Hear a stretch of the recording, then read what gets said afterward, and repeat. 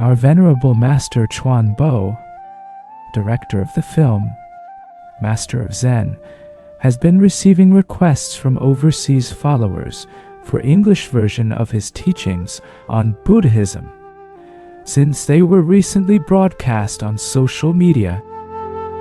In response to these requests, we are pleased to have Christine Lau, one of the Master's disciples, present a faithful rendition of the Master's explanation in Episode 2, Consciousness Transcending Boundaries, in English.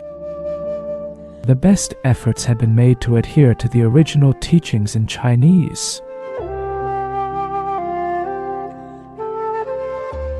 In the gentle light of a peaceful dawn, the Venerable Master Chunpa sat in deep meditation. Suddenly, a flash of inspiration arose within him. A complete verse of 20 lines, each with 7 characters, appeared in his mind.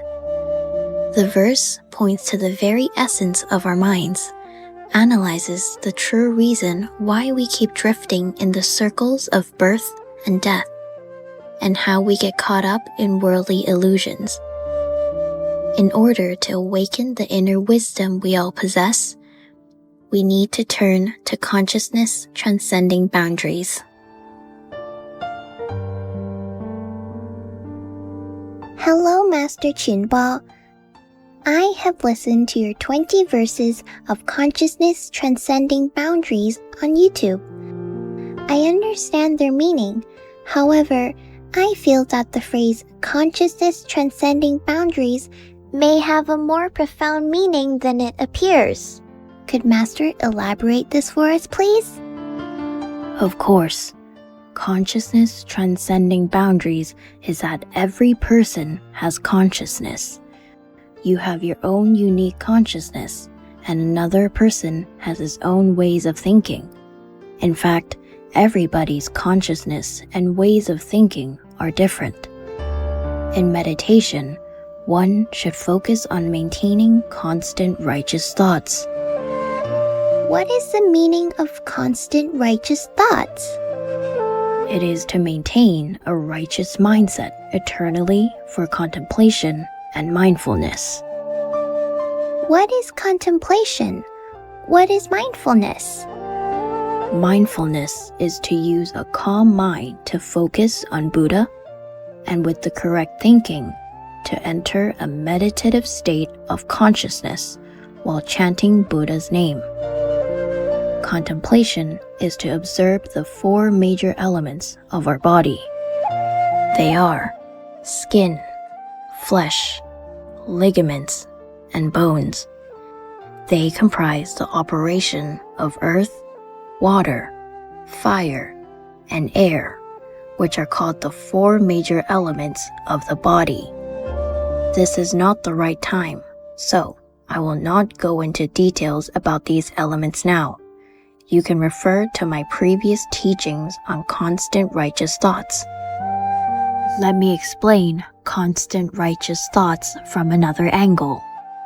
During meditation, one should maintain the right thoughts ceaselessly. Right mindfulness is crucial. It's about contemplating and observing the right thoughts. This is the most basic Buddhist approach to meditation. Master, I see what you mean now, but I still have to ask about consciousness transcending boundaries. Good question.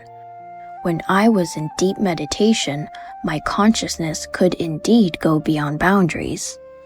Whoa, how can consciousness go beyond boundaries, Master?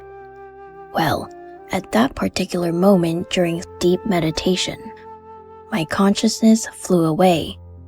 Oh, Master, where did your consciousness fly to? At that time, I used my meditative consciousness to leave the boundary of my physical body. So, that was how my consciousness transcended boundary.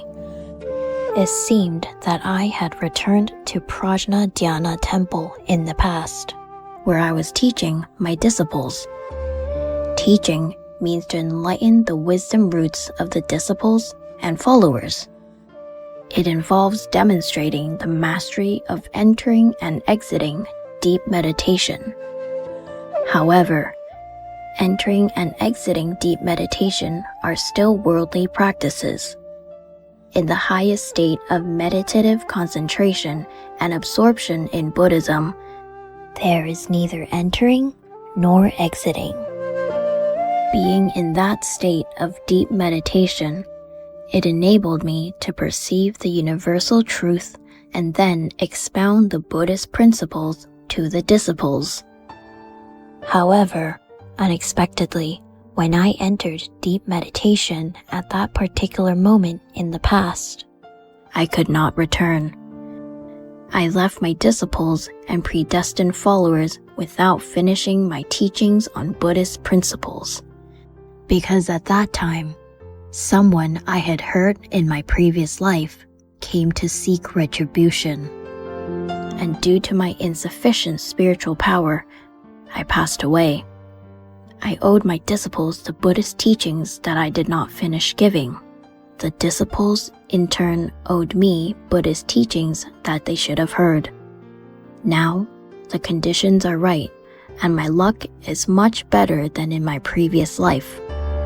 The same goes for my disciples.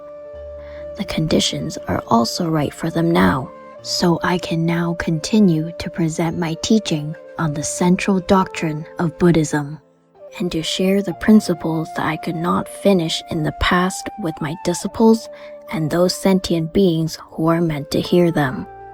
This relies on the consciousness that can transcend boundaries. In fact, consciousness transcending boundaries covers the past, present, and the future. Also, what is wrong is wrong. What is right is not wrong. Do you understand what that means? What is true is true. What is false is false. The same applies to this world. Emptiness is true, while existence is a wondrous kind of existence. Everything that exists will eventually cease to be, which is why we call it wondrous existence. Emptiness is true. Existence is false. This is called true emptiness, wondrous existence. If you want to fully understand the 2 episodes on constant righteous thoughts and deep meditation without entering or exiting mentioned above, you need to ask, listen, understand, let go, and then you will get it. Master, what will we get? You get to ask questions, listen attentively, understand the explanations, then you will get relief.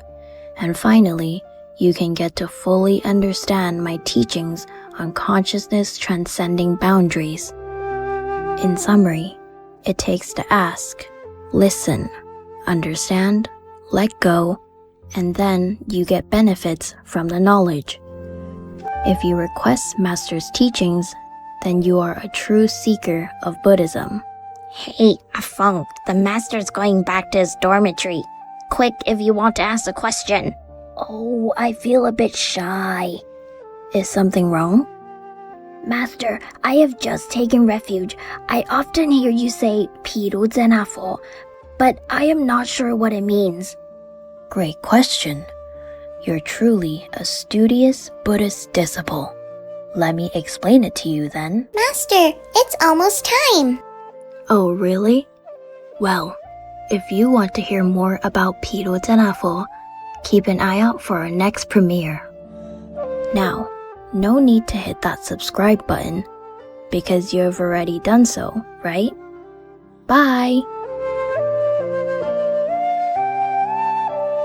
I, Sik Do-san, as a member of the IT team of Buddhist Navigation Vihara, on behalf of Master Chan Bo, would like to thank Dr. Dixon Chu, Chukdojuk, and everyone who had helped with the English translation. The relevant merits are dedicated to all those who made this episode possible. If you would like to hear more of Master's teachings in English, Please let us know and leave any comments or questions you may have. We shall proceed with producing more English versions upon receipt of sufficient positive feedback.